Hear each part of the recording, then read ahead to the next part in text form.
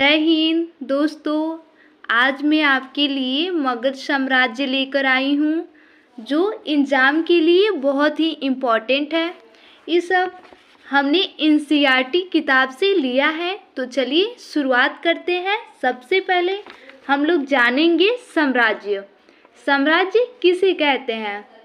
तो दोस्तों हमने यहाँ इसका अर्थ लिखा है, जब राजा अपने राज्य की सीमा का अत्यधिक विस्तार कर लेते हैं तो उनके राज्य को साम्राज्य कहते हैं। ठीक है।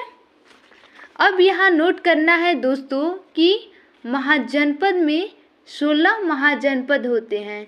इनमें से 4 प्रमुख महाजनपद होते हैं और एक साम्राज्य होता है। 4 प्रमुख महाजनपद में कौशल, अवंती, वत्स और मगध ये सबसे शक्तिशाली होते हैं। लेकिन दोस्तों इन चारों में सबसे ज़्यादा शक्तिशाली होता है मगध। ये मगध जो है चारों को मिलाकर सबसे शक्तिशाली साम्राज्य होता है। आइए अब देखते हैं मगध साम्राज्य। मगध साम्राज्य में कौन कौन से वंश आते हैं और कौन कौन से शासक आते हैं, हमने यहाँ इसका डायग्राम बना रखा है। दोस्तों मगध साम्राज्य में सबसे पहले वंश आता है हर्यक वंश। हर्यक वंश की शुरुआत 544 से लेकर 492 ईसा पूर्व होती है और इस वंश का संस्थापक होता है बिंबिसार। बिंबिसार हर्यक वंश का संस्थापक होता है और बिंबिसार की हत्या करके इसका पुत्र अजातशत्रु हर्यक वंश का शासक बनता है। अजातशत्रु के बाद उदयन इस वंश का शासक होता है और उदयन के बाद नागदशक होता है। नागदशक इस वंश का अंतिम शासक होता है।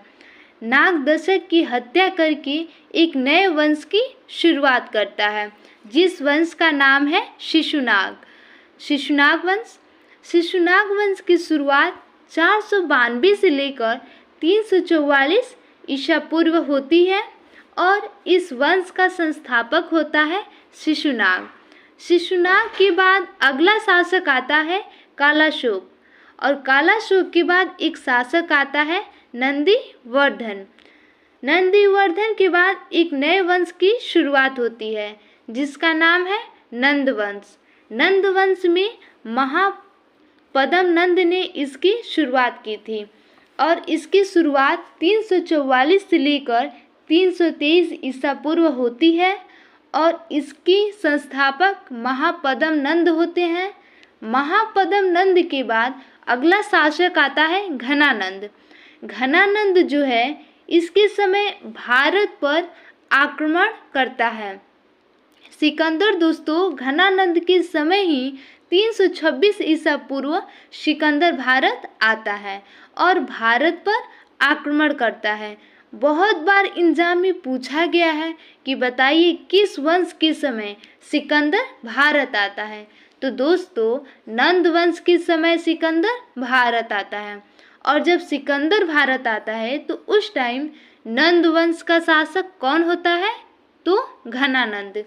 घनानंद के समय ही 326 ईसा पूर्व में सिकंदर भारत आकर भारत पर आक्रमण करता है। ठीक है, ये नोट करके रखिएगा। नंद वंश का अंतिम शासक घनानंद होता है और घनानंद को हराकर एक नए वंश की शुरुआत करता है चंद्रगुप्त मौर्य।